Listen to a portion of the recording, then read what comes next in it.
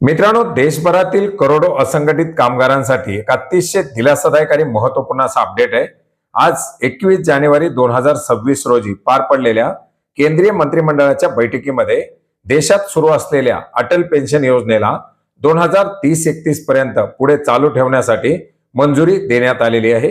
मित्रांनो, देशभरातील असंघटित कामगारांसाठी एक महत्त्वाची अशी समजली जाणारी योजना म्हणजे अटल पेन्शन योजना, ज्या योजनेच्या अंतर्गत 60व्या वर्षानंतर असंघटित कामगारांना 1000 रुपयापासून 5000 रुपयापर्यंतची पेन्शन दिली जाते।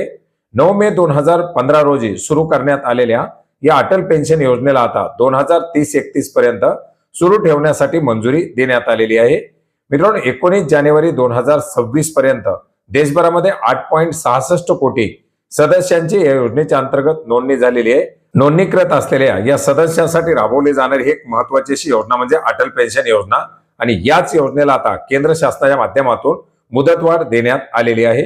मित्रांनो, लाखो कामगारांना वृद्धापकाळामध्ये एक उत्पन्नाची सुरक्षा निश्चित करणारी ही महत्त्वाची अशी योजना, आणि योजनेला आता मुदतवाढ दिल्यामुळे मोठा दिलासा मिळालेला आहे। धन्यवाद।